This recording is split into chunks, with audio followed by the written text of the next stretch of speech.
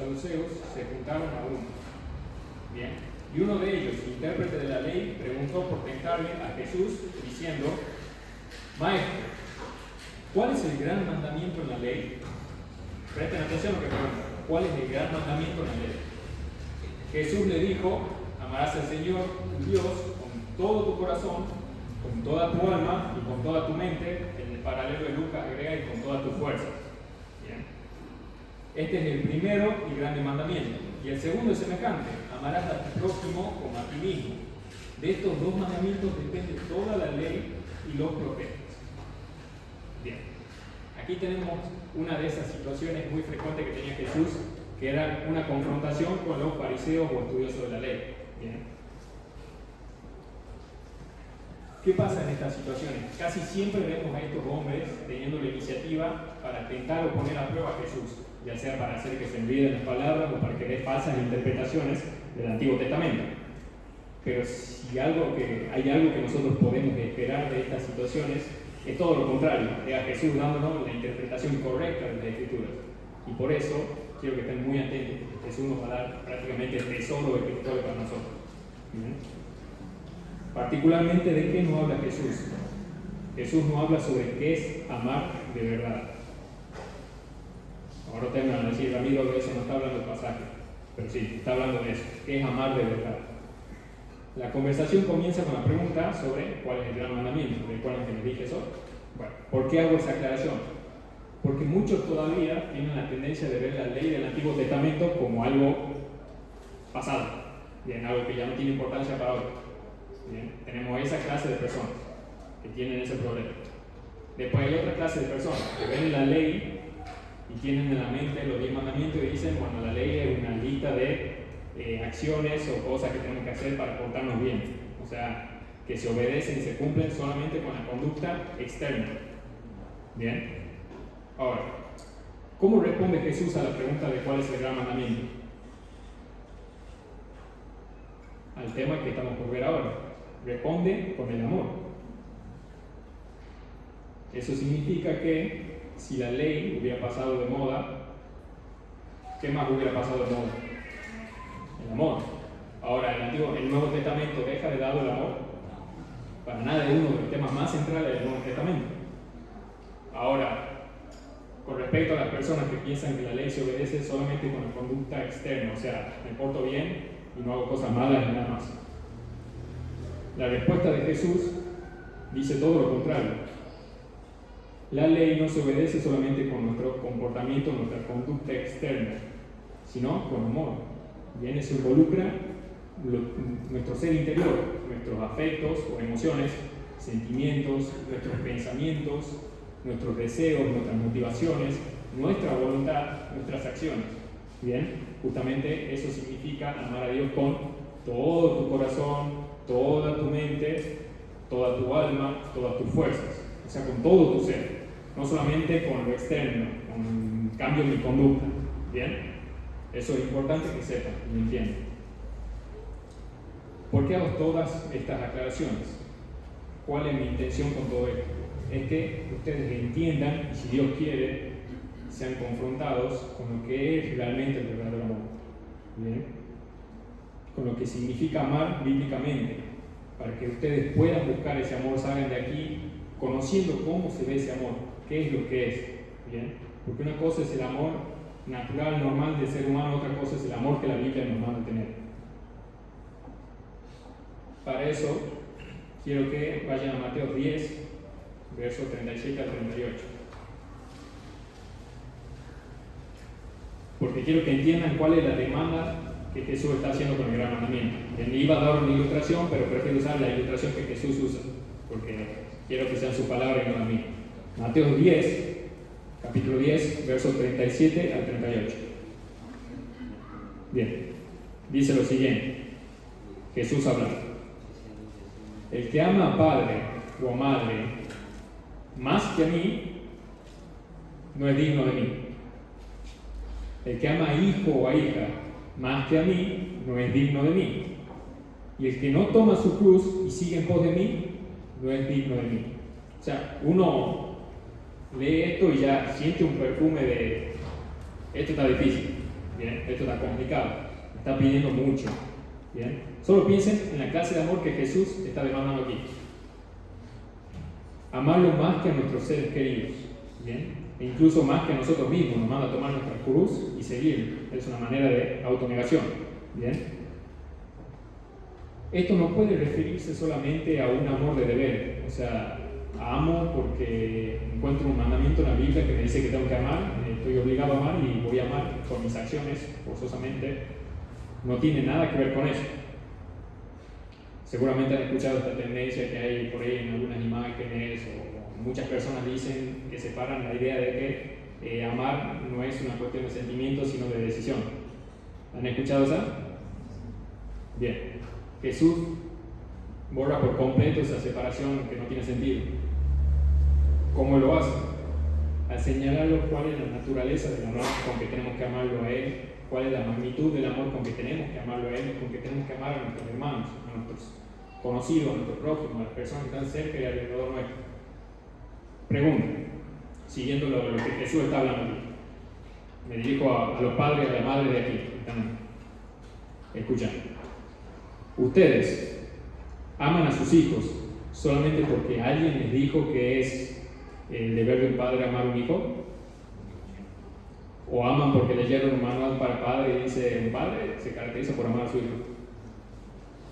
Ustedes darían su vida por su hijo, además invierten su vida en sus hijos, trabajan para sus hijos, piensan en su futuro, se preocupan por sus estudios, si están enfermos los llevan al médico. O sea, no solamente hacen algo o cuidan a su hijo porque alguien les dice que tienen que hacerlo o porque es un mandamiento y nada más. Ahora, hijos, ¿ustedes aman a sus padres porque sus padres los obligan a amarlos? Vamos con otro más personal. Ustedes se levantan temprano, se visten, se maquillan, se peinan bien, se arreglan bien. Bueno, los varones se tiran agua nada más. Se compran ropa, se preocupan por su salud, algunos hacen ejercicios, otros les gusta comer, pero hacen todas estas cosas porque alguien los obliga a amarse. Vamos con una más fuertecita. Yo creo que a ninguna de las esposas aquí les gustaría escuchar a su marido decir que la aman simplemente porque están obligados por su voto matrimonial. Eso sería horrible. A nadie le encantaría eso. Ahora piensen en Dios. Amo a Dios porque Dios me lo manda nada más. Bien. Está complicado. Ahora, ¿por qué hago todas estas preguntas? Jesús nos enseña que el amor, la clase de amor que tenemos que tener por Él, es parecido al amor que un padre tiene por sus hijos, que un hijo tiene por sus padres, que nosotros tenemos por nosotros mismos, pero no solamente es parecido, sino que tiene que ser mayor. Bien. O sea, tenemos que amar a Jesús no solamente por deber, porque hay un mandamiento que me dice que tengo que amarlo a Él, sino porque tengo en el corazón ese deseo por Él, tengo esa motivación hacia Él, tengo esa inclinación hacia Él, de querer estar con Él, de querer buscarlo, de pasar tiempo con Él, de tener mis pensamientos involucrados voluntariamente, intencionalmente, en pensar en Él, en su belleza, en su hermosura, en sus verdades que encuentro aquí en la palabra. Eso es lo que demanda Jesús. Todo nuestro ser, eso significa amarlo a Él. Y ahora el amor al prójimo. Amar al prójimo como a nosotros mismos. Ahora creo que es lo más difícil que puede haber. ¿Alguien ama aquí a alguno de los más como se llama él mismo? ¿O alguien sale a la calle y ama a un desconocido como se ama a sí mismo? O sea, le daría su ropa, lo llevaría a su casa, lo bañaría, lo peinaría, lo alimentaría, le cepillaría los dientes, le buscaría un trabajo, o incluso trabajaría por él. ¿Alguien haría eso? Está complicado, ¿no? Sin embargo, todas estas comparaciones que estoy haciendo son muy pequeñitas a lo que significa amar a Dios. Bien. Esta es la raíz de muchos de nuestros problemas hoy en día. ¿Por qué? Porque vamos a la Biblia de una manera muy superficial. ¿Qué pasa con esto? Es que nos lleva a conformarnos nuestra vida práctica con lo superficial.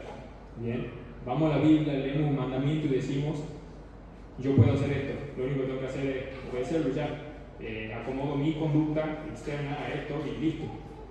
Pero la Biblia no funciona así, la Biblia no se trata primariamente de nosotros. Bien. Yo les hago una pregunta a ustedes. Mateo 7:20. está este versículo que dice, así que por sus frutos los conoceréis.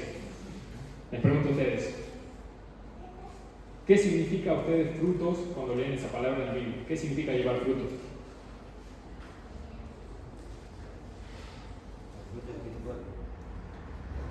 ¿Cómo? Frutos espirituales, bien. ¿Qué sería un fruto espiritual o qué es ser alguien espiritual? Por favor, trata de responder. ¿Cómo se ve una persona espiritual? O sea, ¿qué hace una persona espiritual? Apartarse del pecado. Apartarse del pecado, bien. No vive para sí mismo, vive para los demás. No vive para sí mismo, vive para los demás. Otra más. Vive gozoso. Sabe perdonar. Saber ayudar sin esperar nada a cambio. Bien, saber ayudar sin esperar nada a cambio. Está buena esa. ¿Por qué hago esta pregunta? Muchas veces cuando encontramos la palabra fruto en la Biblia se nos viene a la mente la idea de cosas que hacemos.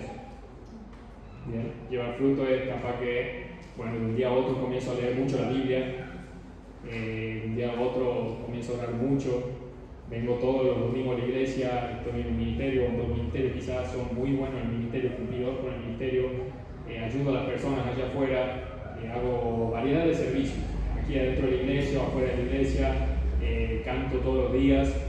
Muchas personas cuando ven la palabra fruto piensan en eso, en cosas que hacemos, en obras, en acciones. Pero en realidad no.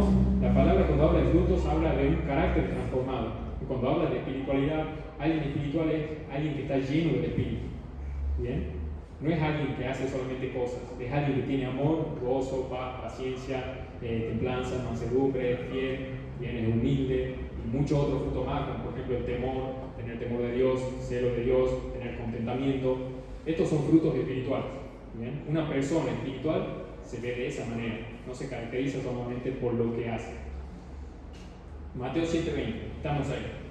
Ahora sí, quiero que veamos los versículos que siguen. Verso 21, en adelante, el 23. Este es un pasaje muy fuerte. Dice Jesús hablando a los discípulos, el sermón del monte. No todo el que me dice, Señor, Señor, entrará en el reino de los cielos, sino el que hace, ¿qué? La voluntad de mi Padre que está en los cielos. ¿Bien? Está hablando de la voluntad de Dios. ¿Bien? El que hace la voluntad de mi Padre, ese va a estar en los cielos. ¿Bien? Verso 22. Muchos me dirán en aquel día, Señor, Señor, ¿no profetizamos en tu nombre, y en tu nombre echamos fuera demonios, y en tu nombre hicimos muchos milagros? Entonces les declararé, nunca los conocí, apártense de mí, hacedores de maldad. ¿Por qué le digo que este pasaje es durísimo? E incluso provoca un miedo medio incomodante cuando se lo examina bien. Hace poco hablábamos con unos amigos sobre este pasaje y ellos me dieron lo que parecía en ese entonces un buen argumento para no preocuparse. Ellos decían que estas personas creían que estaban haciendo estas cosas, profetizar, hacer milagros y echar fuera demonios en el nombre del Señor, pero no lo estaban haciendo en el nombre del Señor realmente, o sea, estaban engañados y por eso el Señor los rechaza. ¿Bien? Pero ese argumento pierde sentido porque unos capítulos más adelante, en Mateo 10, del 7 al 8, Jesús manda a hacer exactamente estas mismas cosas a sus discípulos, a nuestros conocidos 12 discípulos. ¿Bien? Y más adelante manda a hacer lo mismo a los 70. Dice, y yendo a predicar diciendo, el reino de los cielos se ha acercado, sanar enfermos, limpiar leprosos, resucitar muertos, echar fuera demonios, de gracia recibiste, de gracia da. Bien. Pregunta, ¿no estaban haciendo ellos lo que Jesús les mandaba? Estaban haciendo su voluntad, ¿que no? Sin embargo, Jesús nos enseña que hay una manera de hacer estas cosas, o sea, hay una forma de hacer lo que Él nos manda, que no es sinónimo de estar haciendo su voluntad. ¿Bien? O sea que el hacer cosas, las cosas que Él nos manda, no significa que estamos haciendo su voluntad. Es más, nosotros lo sabemos. ¿Quién estaba entre los 12? Judas. Judas también echó fuera demonios, hizo milagros, sanó enfermos, predicó. Sin embargo, sabemos que amaba más el dinero. Es más, estaba tan bien camuflado, era tan externamente cristiano que ninguno de los demás discípulos se dio cuenta o hubiera pensado que él iba a traicionar a Jesús. Entonces, estas cosas, simplemente hacer cosas o obedecer mandamientos, de una manera externa nunca puede ser la medida de nuestra espiritualidad. ¿Bien? Nunca hagan eso. Y se lo digo por su bien. No se engañen a sí mismos. No piensen que porque hacen cosas en la iglesia, porque hacen cosas incluso que son buenas, están bien con Dios. Ese no es el indicador correcto. Es más, si quieren el indicador correcto, vayan a 1 Corintios 13. Ahí Pablo da el indicador correcto. Él dice que no importa todo lo que yo haga, si no tengo amor, nada soy. ¿Bien? Entonces, el indicador está aquí, en el interior, quién somos adentro, nuestro carácter. ¿Nos parecemos más a Jesús? ¿Reaccionamos más como Jesús reaccionaría? Tenemos que luchar por comprender y abrazar esta verdad. ¿Bien? Amar a Dios no es lo mismo que obedecer los mandamientos con nuestra conducta externa. ¿Y saben cuál es la prueba más grande de que no amamos a Dios como Él nos manda? Que muchas de nuestras obras suelen estar centradas en nosotros mismos y nos preocupamos por el beneficio que nos traen a cambio. Nadie aquí, por naturaleza, hace algo sin buscar su beneficio, por más que no lo crean o no lo quieran aceptar. Todos hacemos millones de cosas, incluso buenas cosas, buscando algún beneficio. Bien. Le voy a dar algunos ejemplos de no amar a Dios. No amamos a Dios si disfrutamos más de utilizar nuestro tiempo de descanso haciendo cualquier otra cosa ridícula antes que pasar tiempo con Dios. No amamos a Dios cuando ponemos excusas para estar en comunión con Él, que sabemos que son mentiras y que no van a valer el día que estemos delante de Él. No amamos a Dios cuando leemos la Biblia solamente para aumentar conocimiento o para calmar a Dios al cumplir con el deber del día y continuar tranquilos sin sentirnos culpables. Tampoco cuando leemos la Biblia para saber más que otros y sobresalir, ganar debates o poder estar en el ministerio y ser exitoso. No amamos a Dios cada vez que salteo el tiempo de oración, pongo excusas tontas, no lo amo cuando oro y en esas oraciones solamente me centro en mí y pido cosas que no tienen nada que ver con la voluntad de Dios. Tampoco lo amo cuando mientras estoy orando estoy pensando y distraído en otras cosas, en las ansiedades, en lo que me preocupa, cosas que resultan ser mis ídolos. No amo a Dios cuando utilizo el servicio o el ministerio, principalmente para sentirme útil, importante, reconocido, valioso, o amado por Dios incluso, o por otras personas. Si alguien entra al ministerio con esta motivación, sentirme amado por otras personas, esa es la receta para el desastre. Porque no entro al ministerio dispuesto a dar, entro al ministerio dispuesto a demandar. Eso es la principal causante del conflicto en el ministerio. Y no amo a Dios incluso si hago cosas buenas para ser reconocido como alguien que amo. Esa tampoco es una motivación adecuada. Bien. Si quiero fama de ser alguien que ama y hago cosas motivado por eso, no estoy amando a Dios ni tampoco a las personas. Y no amo a Dios cuando lo uso a Él como una pantalla para mi fama. Bien. Existen cientos de maneras de amar y de obedecer a Dios que no hace más que ofenderle. Y eso es horrible. Una prueba para ustedes. ¿Quieren poner a prueba su amor por Dios? ¿Son capaces de decir sinceramente de corazón que aunque Dios los mate, todavía van a esperar y lo van a amar? ¿Van a confiar en Él? ¿Son capaces de decir que la misericordia de Dios es para ustedes mejor que vivir? ¿No son capaces de decir que van a seguir amando a Dios aunque Él les quite todo? Acabo de citar a 3 personas de la Biblia, por cierto. A Job, a David en el desierto y a Pablo. Bien, una cosa es amar a Dios, otra cosa es amar las cosas que recibo gracias a Dios. Eso también es otra gran diferencia. Bien. Solamente piensen en lo que decía Job. Aunque Dios me mate, todavía voy a seguir confiando en Él, voy a seguir esperando en Él. Ya le había quitado prácticamente todo. Sin embargo, el tipo podríamos decir que era un duro amante de Dios. Ahora, si el gran mandamiento es amar a Dios con todo nuestro ser, entonces el gran pecado, ¿cuál es? No amar a Dios con todo nuestro ser. Estamos todos en la misma bolsa. ¿O hay alguien aquí que dice que ama a Dios con todo su ser? Bien. Hermanos, lo mejor que yo puedo hacer por ustedes ahora es quitarle toda falsa esperanza. Bien. Es hacer que dejen de confiar en las cosas que hacen o que saben y en cualquier otra cosa que se base en sus esfuerzos, aunque eso signifique que queden desnudos por un pequeño momento, ¿bien? Porque no es mi intención dejarlos así. Sobre todo les digo esto porque Jesús es quien nos dice que la vida eterna depende de la obediencia a este mandamiento. Lucas 10:28, haz esto y vivirás. Y Él no lo niega en ningún momento. Bien, ahora, esto es complicado porque parece que estoy diciendo que la salvación es por obras. Y sí, la salvación es por obras, Jesús no lo niega. Vamos a ver ahora otro punto. Ese es el primer punto, la demanda del gran mandamiento, la verdadera exigencia del gran mandamiento. En el segundo punto quiero que hablemos sobre el propósito del gran mandamiento. ¿Bien? El propósito del gran mandamiento es amar a Dios y no tratar de hacerlo. Voy a explicar esto, pero ese es el segundo punto. El propósito del gran mandamiento es amar a Dios y no tratar de hacerlo. ¿Bien?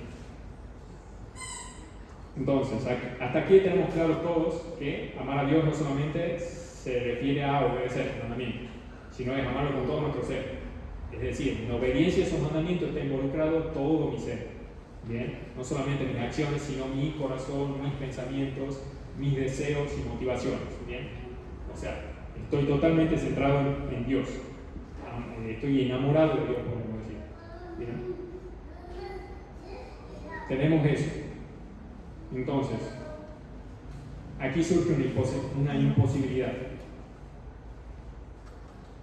Nos topamos con que no podemos controlar nuestras emociones, no podemos controlar nuestros deseos y por tanto hay muchos de nuestros pensamientos que no podemos controlar. Aquí creo que todos van a estar de acuerdo en que no controlamos la mayoría de los pensamientos que tenemos. ¿Bien? ¿Cuál es el problema aquí? Que Dios nos está mandando algo entonces que es difícil. Es más, justamente esta es la razón por la que para nosotros es más fácil creer que amamos a Dios solamente cuando cambiamos nuestra conducta externa, porque es lo único que podemos cambiar, pero nuestro estado interno no podemos cambiarlo, y por eso terminamos bajando los estándares de Dios a nuestras capacidades y nos engañamos nosotros mismos. ¿Se dan cuenta de que Dios nos manda a hacer algo que no tenemos el poder para hacer? Por ejemplo, uno de los mandamientos más difíciles de la Biblia, amar a sus enemigos. Voy a poner ejemplos sencillos de la vida cotidiana. Un enemigo no tiene que ser necesariamente alguien que me quiera matar. ¿Bien? Un enemigo puede ser alguien que me ha ofendido o ha dañado algo que a mí me importa. Por ejemplo, mi reputación, alguien que se ha burlado de tu aspecto físico, de tu condición social, o te ha tratado de una manera muy ofensiva. O alguien que, qué sé yo, un jefe abusivo, o alguien que te hace daño, se burla y te humilla. Esos son ejemplos de enemigos en la vida cotidiana. Ahora, en ese instante, ¿puedes amar a esas personas en el instante que te hacen daño? No estoy hablando solamente de retenerme y no reaccionar, realmente amarla por dentro y desearle el bien. Bien, porque Dios nos manda eso. Dios nos dice a los que los persiguen, oren por ellos, a los que los maldigan, bendígalos. Estas son cosas que no se deben hacer fingidamente. Dios no espera que hagamos algo fingidamente. Dios frecuentemente, si no casi siempre, nos manda a hacer cosas que no podemos controlar, como por ejemplo mostrar emociones santas, amor, nos manda a tener gozo en las dificultades. ¿Ustedes tienen control para tener gozo en las dificultades? Cuando están pasando el peor momento, ustedes se dicen, ahora voy a tener gozo, y tienen gozo de pronto. Está complicado. Nos manda a tener gozo, paz, contentamiento. Entonces son cosas que Dios nos manda que son imposibles. Muchas veces no nos damos cuenta de las demandas que Dios nos hace. ¿Por qué? ¿Cuál es el propósito del gran mandamiento?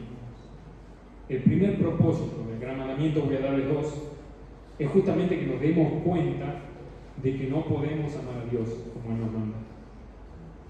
¿Bien? No somos capaces de amar a Dios como Él nos manda, no somos capaces de amar a las personas como Él nos manda.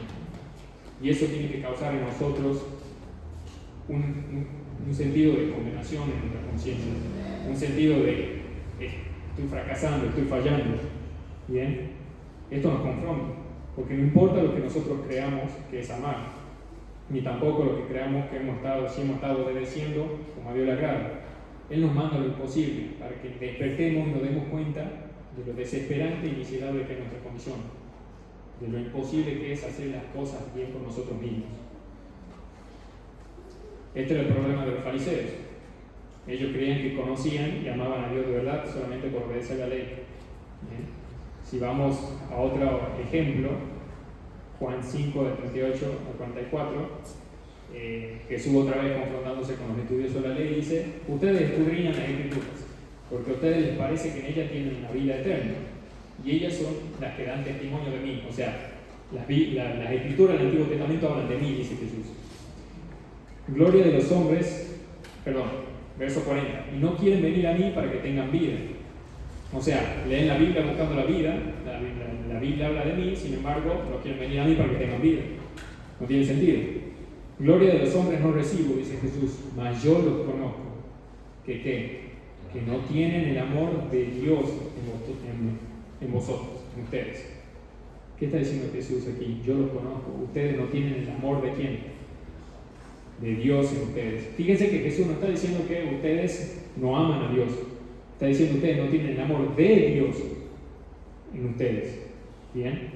O sea, ellos no tienen el amor de Dios hacia ellos. No está hablando del amor de ellos hacia Dios. Es importante que se den cuenta. Yo he venido en nombre de mi Padre, dice Jesús, y no me reciben. Si otro viene en su propio nombre, a él se reciben. ¿Cómo pueden ustedes creer si reciben gloria los unos de los otros y no buscan la gloria que viene de Dios? No solamente era el problema de los fariseos, también el problema de todos los que niegan a Jesús. Segunda de Tesalonicenses 2:10, casi al final dice: por cuanto no recibieron el amor de la verdad para ser salvos.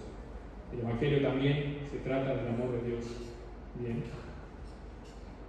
Y eso nos lleva al segundo gran propósito del gran mandamiento.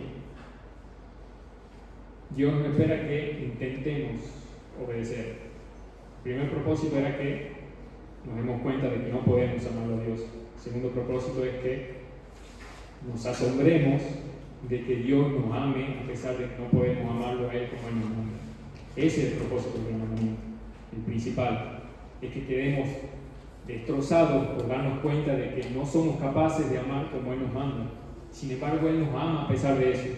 Ese es lo que Jesús quería enseñar a estas personas. El problema no era que ellos no obedecían correctamente, el problema de ellos era que no tenían el amor de Dios en ellos. No habían conocido el amor de Dios. Ese es el problema de Israel. Y ese es el problema de muchos de nosotros hoy. Seguimos haciendo cosas porque tratamos de comprar el amor de Dios, cuando en realidad las cosas, la obediencia viene como resultado de conocer el amor de Dios. La verdadera obediencia es un fruto de estar disfrutando de ese amor de Dios. El propósito del gran mandamiento es que quedemos destrozados al entender que Él envió a su Hijo perfecto en un intercambio con nosotros. Nosotros que somos egoístas en potencia, que nos amamos demasiado a nosotros mismos y que todavía seguimos ignorando su amor de diferentes maneras. Dios puso a su Hijo para hacer los pedazos en nuestro lugar, por nuestros pecados. Ese es el punto del amor de Dios, que te robe todo sentido de mérito, todo pensamiento de que eres bueno, bien, de que no sos tan malo. El propósito del amor de Dios es que todo eso se fume y se haga polvo, y que quedes asombrado solamente por esa idea. Dios me ama a pesar de que no lo merezco. Juan 15, del 9 al 11. Y aquí en este pasaje quiero explicarles todo, tratar de resolver todo. Juan 15, del 9 al 11, lo pongo en contexto. La vida verdadera, otro pasaje muy mal interpretado. Todas las personas cuando hablan de permanecer en Cristo, siempre lo llevan para el lado de la obediencia nada más. Bien, permanecer en Cristo es simplemente obedecer sus mandamientos. Sin embargo, se salta en la parte del final. Juan 15, del 9 al 11 dice, y escuchen bien el versículo 9. Piénsenlo bien, artículo bien. Como el Padre me ha amado, dice Jesús, o sea, como el Padre me ama a mí, así también yo los he amado. Permanezcan en mi amor. Piensen en esto. Como Dios ama a Jesús. ¿Con qué amor ama Dios a Jesús? Un amor eterno. Dios se complace cuando mira a Jesús. El corazón de Dios se llena de gozo cuando mira a Jesús. Lo mira y dice: este es mi Hijo amado en quien tengo complacencia. Jesús es el Hijo más amado de Dios, es perfecto, no tiene ninguna mancha. Sin embargo, Jesús dice, como el Padre me ama a mí, yo los amo a ustedes. Incluso hasta ahí es incomodante. ¿No se sienten incómodos? ¿Cómo Jesús nos puede amar así? Incluso, no sé, es algo tan sorprendente. ¿Cómo Jesús me puede amar así a mí? Tiene sentido que Dios ame a Jesús de esa manera, pero que Jesús me ame de igual manera a mí, así, con ese mismo amor, que Jesús nos mire y se complazca, o sea, sienta placer al mirarnos. Esto debe incomodarnos. Este amor es demasiado para nosotros. Permanecer en mi amor. Bien, aquí Jesús da el resultado de todo. Permanezcan en mi amor. Verso 10. Si guardan mis mandamientos, permaneceréis en mi amor. Ahora, ¿qué está diciendo Jesús aquí? Me está diciendo, si ustedes guardan mis mandamientos, yo los voy a amar más. Lo que está diciendo es que si ustedes guardan mis mandamientos, van a permanecer, se van a mantener firmes en el amor que yo ya tengo por ustedes. La obediencia no es para ganarme el amor de Dios, la obediencia es para disfrutar más del amor de Dios, para caminar más cerca de Dios, para llegar a tener una medida mayor del amor de Dios en mi corazón. Para eso es la obediencia. ¿Qué causa la desobediencia? Lejanía de Dios, todo lo contrario. Miedo a Dios, me siento culpable, Dios me va a castigar, Dios me va a acusar. La desobediencia causa todo lo contrario. Apaga esa percepción en mí del amor de Dios. Entonces Jesús dice, si guardan mis mandamientos permanecerán en mi amor, así como yo he guardado los mandamientos de mi Padre y permanezco en su amor. Jesús vivía en comunión con Dios. Verso 11, y uno de los mejores versos para mí de la Biblia. Y estas cosas les he hablado para que mi gozo esté en vosotros y su gozo sea completo, cumplido. Dios, la persona más gozosa del universo, un gozo eterno, Jesús, con todo su gozo, la persona más libre de la tierra, cuando estuvo entre nosotros, dice, estas cosas les enseño para que mi gozo, el mismo gozo que yo tengo en Dios, ustedes también lo tengan. Ese gozo completo, su gozo desborde de amor por Dios. Entonces, ¿cómo llegamos a obedecer el gran mandamiento? Primeramente humillándonos, buscando la ayuda de Dios. Es cuando nos exponemos al amor de Dios en el Evangelio, es cuando lo experimentamos en nuestros corazones por medio del Espíritu, como algo real y no solamente como un pensamiento, cuando crecemos en ese mismo amor sobrenatural, tanto por Dios como por el prójimo. Juan 4:10 dice, en esto consiste el amor. Bien, o sea, esto es el amor, en esto consiste. No en que nosotros hayamos amado a Dios, sino en que Él nos amó a nosotros y envió a su Hijo en propiciación por nuestros pecados. Esto es el amor, que Dios nos amó a nosotros. Y más adelante, el verso 19 dice, nosotros le amamos a Él porque Él nos amó primero. Nuestro amor por Dios va a ser un fruto de conocer su amor. ¿Bien? Es más, la conversión comienza así. Es imposible que un pecador quede igual después de que su corazón ha sido hidratado del amor de Dios. O sea, consideren el corazón de una persona que no conoce a Dios como si fuera un desierto. ¿Bien? Está muerto, no tiene ningún sentimiento, no tiene ningún afecto por Dios, ninguna atracción por Dios. Es más, está huyendo de Dios, no está buscando a Dios. ¿Bien? Una persona así conoce el amor de Dios, es completamente cambiada. Es imposible que quede igual. Justamente de eso es de lo que nos habla Jesús en Apocalipsis. Eso es lo que se llama el primer amor. Una persona cuando recién se convierte y recibe ese amor, está loca por hablar del Señor. Tiene una pasión por hacer cosas para Dios. Es más, muchos de nosotros incluso que estamos años en la fe lo consideraremos como alguien extraño, como alguien incluso medio loquito. Pero eso es lo que hace el primer amor y eso es lo que nos manda Jesús a tener en Apocalipsis, a recuperar ese primer amor. Bien, no solamente hacer cosas porque nos mandan, sino hacerlo porque lo amamos, porque lo deseamos, porque amamos a nuestros hermanos. Ese es el propósito del amor de Dios. Es ahí cuando recién comenzamos a hacer todas las cosas para la gloria de Dios. ¿Saben cuándo van a estar aptos realmente para hacer la voluntad de Dios? Cuando al fin comprendan que separados de Jesús no pueden hacer nada que le agrade a Dios. Cuando comprendan realmente y se den con esa idea cuando sean conscientes de su inutilidad, van a comenzar a correr a Jesús de la manera correcta. Porque solamente Él cumplió el gran mandamiento a favor de los que creen en Él. Solamente Él es el camino a la vida eterna. ¿Bien? Y Él es el único que le puede dar el poder para amar como Él manda. Ahora, soy consciente de que me queda poco tiempo y hablar sobre estos temas me quieren más. Me encantaría un poquito describirles ese amor de Dios. Bien, piensen en un nombre. Se llama David. Creo que todos lo conocen aquí, ¿no? La mayoría conocen al rey David en el Antiguo Testamento. Bien. Bueno, David era rey. Resulta que David no fue a la guerra en tiempo de guerra. Él era rey, tenía que estar al frente de su ejército, bien junto con su ejército en la guerra. Se quedó en su casa, paseando en el balcón, ve a una mujer bañándose, la codicia, la manda a traer a la fuerza, abusa de ella prácticamente, la deja embarazada y por el miedo intenta manipular todo con engaños para hacer parecer que el hijo era de su verdadero esposo, de Urías. Como no logra su objetivo, manipula la situación para mandar a Urías al frente de la batalla para que lo asesine.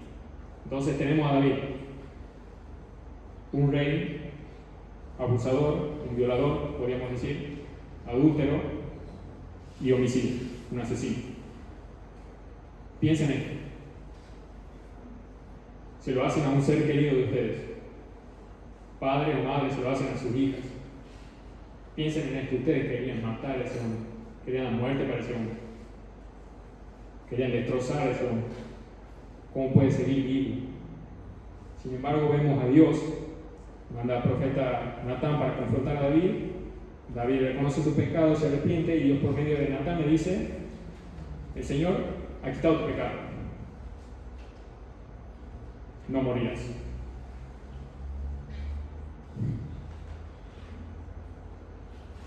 Ahora no sé ustedes, pero ¿en serio Dios perdona su pecado y no lo va a matar? ¿Perdona sus pecados ya? A este hombre. Dios hace cada cosa en la Biblia. Tenemos a los hijos de Aarón que quisieron ofrecer el fuego extraño y solamente por eso Dios los prendió en fuego, los incineró. Tenemos a un Usa que quiso sostener el arca del pacto para que no se cayera de la carrera, tocó el arca, tenía prohibido, tocó el arca y murió.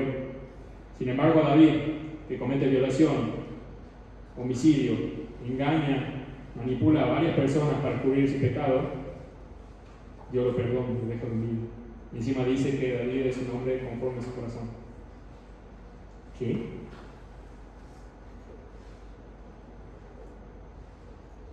Yo quiero que entiendan ustedes lo que pasa por el corazón de Dios en ese instante que perdona a David. ¿Dónde Dios tiene puesta la mirada? ¿Bien? Dios está mirando a un hombre justo, limpio y sin mancha, sin embargo, y por sobre todo, un hombre que amó de verdad. Es más, la persona que más amó en todo el universo, amó a Dios con todo su corazón, con toda su alma, con toda su mente, con todas sus fuerzas, amó al prójimo, como así mismo tiene una persona tan llena de compasión. Dios la estaba mirando, sin embargo, lo estaba destrozando, estaba quebrantando por los pecados de David. Ese hombre era el Hijo de Dios, era Jesucristo. Que a veces no entendemos lo que Jesús sufrió realmente. Todo el odio, la ira de Dios por estas cosas, todo el enojo por esta clase de pecados y muchos otros pecados que muchas veces nosotros consideramos pequeños y que vivimos practicando la mentira, toda la ira de Dios la estaba desatando en su Hijo, en Cristo. Lo estaba destrozando en su lugar. ¿Quieren saber lo que significa para Dios sus pecados? Miren a la cruz y vean a Jesús desfigurado, desgarrado, cubierto de sangre y encima rodeado de toda una multitud que se golpeaba el pecho como si hubiera matado a la persona más asquerosa, más repugnante de la tierra. Porque eso es lo que representan nuestros pecados. Eso es lo que Jesús sufrió, eso es lo que Él pasó. Nosotros fuimos la causa de todos sus sufrimientos, pero ese es exactamente el amor de Dios. Jesús no solamente sufrió por nuestros pecados, sino que libre y voluntariamente, deseosamente se dispuso a sufrir hasta la muerte por nosotros. No sé ustedes, pero no se puede amar de verdad. El amor verdadero no puede existir sin estar dispuesto a sufrir. Una persona que no está dispuesta a sufrir por otro no ama. Una persona que no quiere sufrir no puede amar. El amor verdadero implica sufrimiento. Bien. Jesús fue la persona que de la manera más extraordinaria amó. Y no solamente que amó de esa manera, sino que amó a los seres más horribles, más incorrespondidos y más causantes de sufrimiento que existían. O sea que Jesús no solamente era el más grande amador del universo, sino también la persona más valiente del universo. ¿Ustedes se imaginan amar a una persona que de antemano saben que lo va a tirar por el piso, le va a causar tantos sufrimientos? Sin embargo, lo sabía todo y lo mismo nos amó. Piensen en un padre o una madre que aman a un hijo que tiene problemas de adicción. ¿Saben lo horrible que es eso? ¿Saben la impotencia que es eso? Ver a tu ser querido corriendo constantemente aquello que lo mata una y otra vez, y vos no podés entender por qué, a pesar de tantos intentos de salvarlo, porque lo amás, sigue haciendo eso. Muchas veces nosotros tratamos así a Dios cuando corremos el pecado, cuando llevamos nuestras vidas como queremos. Nos da igual. Sin embargo, Dios está sufriendo ahí en la cruz por nosotros. Cristo está sufriendo en la cruz por nosotros. Y Dios nos continúa esperando. Sigue ejerciendo paciencia, porque todo lo que nosotros merecemos fue sobre Jesús. Y encontramos un versículo en la Biblia, un versículo que me encanta mucho, que es Juan 13:1. Y dice que antes de la fiesta de la Pascua, sabiendo Jesús que su hora había llegado para que pasase de este mundo al Padre, o sea, la hora de su muerte también, como había amado a los suyos que estaban en el mundo, los amó hasta el fin. Otras versiones me encantan porque dice los amó hasta el extremo. ¿Saben lo que implica eso? Amar a alguien de esa manera. Jesús no solamente nos estaba amando hasta el extremo, estaba dispuesto a sufrir lo extremo por nosotros. Jesús prácticamente le dijo al Padre: yo sufriré por ellos, los voy a amar y voy a sufrir por ellos, los voy a sufrir a ellos porque me van a matar, y peor de todo, te voy a sufrir a vos porque me vas a destrozar por sus pecados. Esa es la clase de amor que Jesús nos tuvo. Nos amó sin límites, sin importar que tuviera que sufrir hasta el extremo. Y continuó sin detenerse en la cruz y hasta la muerte. Siguió caminando. Muchas personas tenemos la tendencia a pensar que Jesús no nos hubiera salvado si conociera todas las cosas que hubiéramos hecho. O pensamos que Dios se sorprende por nuestros pecados, nuestro pecado lo toma por sorpresa, sin embargo no. Es más, toda la Biblia nos enseña de que Dios, si algo sabe, es el futuro. Dios tiene toda nuestra vida delante de Él. Sin embargo, Jesús fue lo mismo en la cruz. A pesar de todo lo que íbamos a hacer, que hicimos, Él fue a la cruz y nos amó de esa manera. Alguien dijo una vez, y esto es muy importante, dice que las personas, cuando llegan a tener entendimiento de esto, en realidad llegan a tener más miedo del amor de Dios que de la ira de Dios. Y la razón de eso es porque las personas ya saben en cierta manera que ellas no son lo suficientemente buenas y que no son dignas, lo cual no lo son, porque somos pecadores. Entonces la ira es algo que en cierta manera las personas esperan. Pero lo que es tan impactante, tan escandaloso, nos deja sin aliento, es a Jesús diciendo: yo voy a la cruz, yo sé absolutamente todo lo que has hecho en toda tu vida y te quiero a pesar de eso. Esa clase de amor es aterrorizante, dice esta persona. Es terrorífico ser amado de esa manera, porque ese tipo de amor demanda un cambio. Si a mí me da igual ese amor, soy la persona más necia del mundo. Negar ese amor me gana la condenación. Entonces, no pueden decir que han conocido el amor de Dios y no estar siendo cambiados, no estar creciendo en amor por Dios y por las personas. Eso es imposible. O luchas por conocer y experimentar ese amor de Dios, le ruegas a Dios, le pides su ayuda, la ayuda de su Espíritu para ser transformado, o lo rechazas, te da igual, sigues tu vida como quieres, confiando en tus obras y esperas lo peor al despreciar ese amor de Dios. Para ir terminando, me encantaría leer una cita de Charles Spurgeon que encontré. Gracias a Dios la encontré porque no la tenía en mente, y creo que explica y resume todo lo que traté de explicarle en estos momentos. Dice así esta cita: hagan de cuenta que le está hablando a ustedes. Oh querida alma, si has estado trabajando bajo el peso de tratar de amar a Dios, descansa. El amor, el verdadero amor, no es una tarea agotadora, sino una dulce rendición, un natural y gozoso desborde del corazón. No mires tus propios esfuerzos, sino el inmenso amor de Dios por ti. Siéntate a los pies de la cruz y contempla su compasión sin límites, su misericordia profunda como el océano, su gracia más alta que los cielos. Deja que tu corazón sea quebrantado por la belleza del amor de Cristo por los pecadores, porque cuando tú hayas gustado ese amor, no podrás evitar amarlo a cambio. Entonces, querido amigo, llegarás a satisfacer el gran mandamiento de Mateo 22:37, no como un yugo, como una carga sobre tu cuello, sino como un canto alegre que surge espontáneamente desde lo más profundo de tu corazón, cautivado por la gracia. Ese es el poder del amor de Dios. Puede cambiar un corazón tan duro como el nuestro y hacernos amar, incluso ser capaces de dar la vida por otras personas. Eso es lo que hace el amor de Dios. Ese es el amor que ustedes tienen que buscar. No tienen que centrarse en si yo amo a Dios, tienen que centrarse en el amor de Dios por ustedes, porque entonces el resultado de eso va a ser que ustedes amen a Dios. De eso trata la Biblia, de eso trata cada uno de los mandamientos. Cada uno de los mandamientos que encontramos en la Biblia no es para que al toque, digamos, tengo que obedecer, sino para que nos demos cuenta de que no puedo obedecer sin ayuda de Dios. Y si hay alguien aquí que es primera vez que escucha todo esto, estas palabras, o escucha sobre este amor, quizá hoy día puede ser ese día que cambie tu vida. Yo solamente te puedo decir que con mucha seguridad que puedes acercarte a Jesús con total confianza. No tienes que esperar estar limpio para acercarte a Él.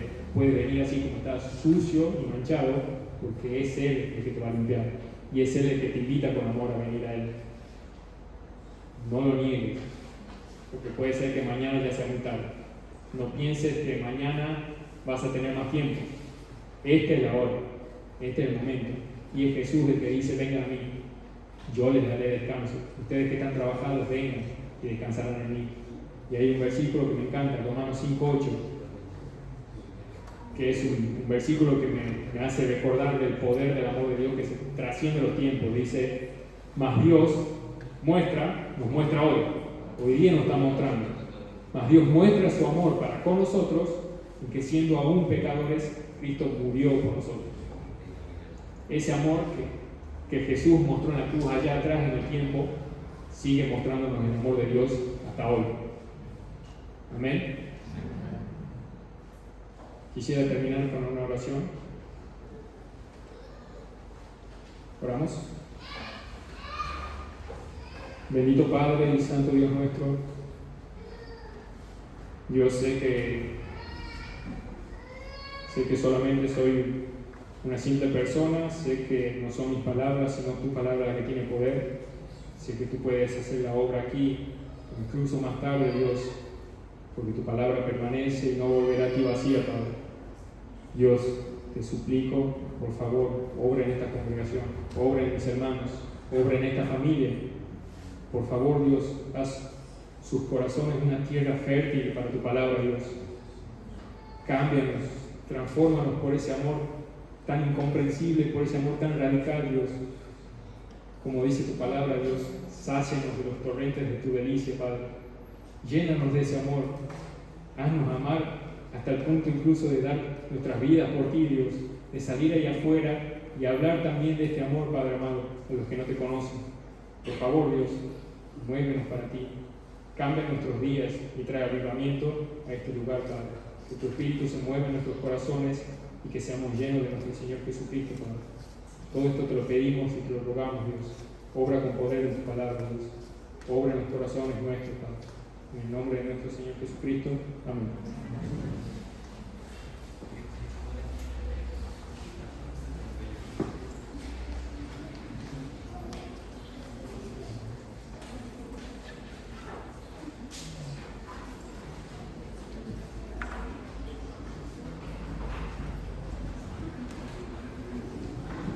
Damos gracias a Dios por pensar en el amor de Dios. Y ojalá que todos podamos experimentar su amor, aunque somos inmerecedores. Vamos a dar los anuncios para esta semana y los futuros cercanos, si lo pueden poner.